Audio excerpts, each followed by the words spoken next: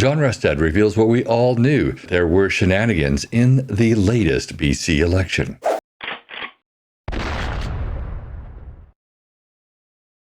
Welcome to my channel, y'all. I hope you're having a great 2025. And this is the 11th day of Christmas, I believe, by the time you're seeing this. So tomorrow will actually be the last day of Christmas.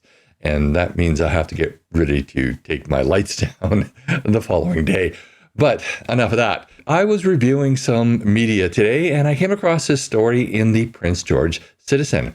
And in the Prince George Citizen, it revealed that John Rustad and the BC Conservatives are going to be releasing a report that they have conducted into the election results of October the 19th. And apparently there were some shenanigans. But what will that report reveal? Will it change the results? That's still yet to be known, but let's go and review that article, and then maybe we'll go back and actually take a look at a CBC report where they interviewed John Rustad as a result of that election. Rustad says BC Conservatives will release an election report in January. He says there needs to be both an independent review of both the 2024 election and Elections BC itself. BC's new opposition leader is planning to release a report into the 2024 provincial election early in the new year. Speaking with the Citizen on Monday, December the 23rd, to go over a 2024 that saw the Conservative Party of BC earn its best electoral results since forming a majority in 1949, so 76 years ago. Party leader John Rustad said he received a lot of questions about why the party didn't question the results. I did that intentionally for two reasons, Rustad said. First of all, I wanted to make sure that I support democracy and the democratic process, but I also wanted to give us time to do some research and look into the issues and bring things forward at the appropriate time. I'm looking forward to January because we're actually going to be bringing forward a report on what we have found from the election and why we need to be able to have an independent review of not just the election results, but also Elections BC. Multiple errors were noted by Elections BC in the aftermath of the October 19 election. In Surrey Guildford, the agency responsible for running provincial elections discovered while getting ready for a judicial recount that 14 votes hadn't been counted the first time around. There were similar errors in Kelowna Centre. Around the same time, Elections BC discovered that an entire ballot box containing 861 votes wasn't counted on election night in Prince George Mackenzie and applied for a judicial recount in the district. However, the missing ballots weren't enough to swing the results away from Conservative candidate Kyle Giddens, who ended up with 6,068 more votes than the person with the next highest number of votes, BC NDP candidate Shar McCroy. In the wake of these errors, Premier David Eby proposed the creation of an all-party committee to investigate what went wrong. Asked whether his party's findings indicated wrongdoing or plain human error, Rustad declined to elaborate further. Unfortunately, I'm not going to reveal what we found so far, he said, but we are putting it together and we'll be revealing all of that information certainly by mid-January at the latest.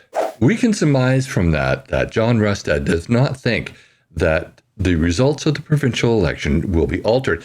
And because there's only one or two seats different, that means that all of the seats are properly allocated between the parties, or at least that's what we can surmise from what he's saying.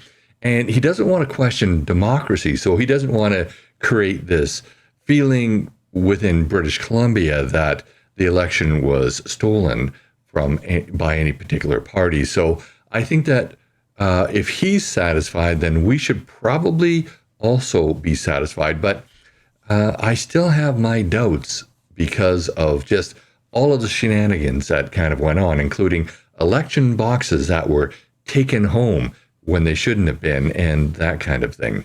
Now I'd like to review an interview that John Rustad did with the CBC not long after the election, and see what he had to say there. We looked at the errors that were made, and I looked at it from perspective of we need to have an independent review. I mean, I know that Elections BC is doing the best they can, and I don't want to undermine the confidence of the people of British Columbia in our electoral system.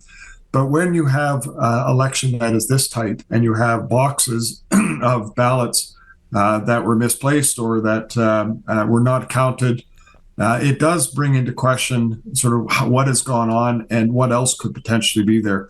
And I think the only way to make sure that we can restore complete confidence in our electoral system is an independent review to look at everything from the legislation right through to how ballots are counted, through to how Elections BC have handled the whole election process. Okay, so you're calling for an independent review. We heard today from Premier David Eby. He's calling for an all-party committee to examine what happened here and to recommend improvements. Where do you stand on that?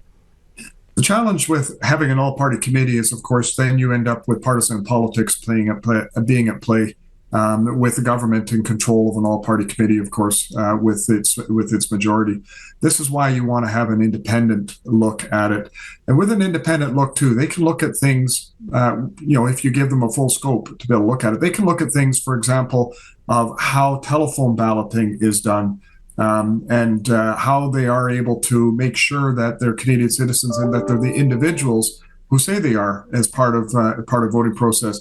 They can go through all components just to be able to reinforce how elections are done, the legislation that we have in place, whether any changes are needed, and most importantly, to be able to restore that confidence that people should have in our electoral system.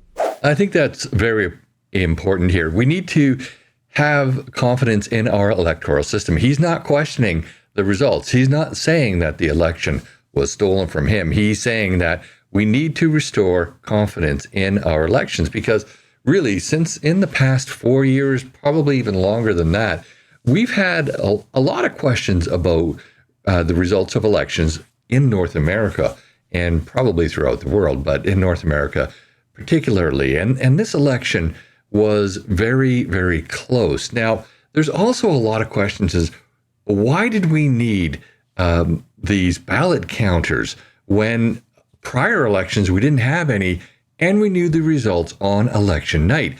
We didn't know the results on election night. We knew the results like weeks later, which is kind of insane when you think about it.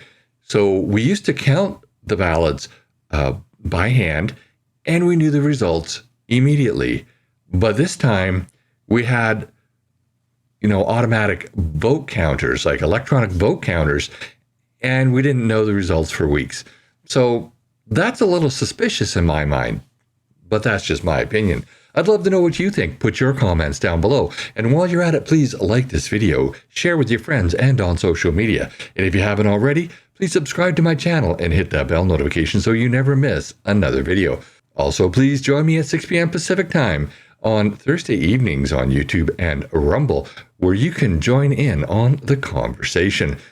Finally, I do teach the Canadian Firearm Safety course, and these are courses that you are required to have to get your Canadian firearms license, which you're required to have in order to purchase or possess a firearm within Canada. So if you want to get your firearms license and you live on Vancouver Island, please look me up. There are links in the show notes of this video to my website where you can sign up to take a course from me. Thanks for watching, and I'll see you in the next video.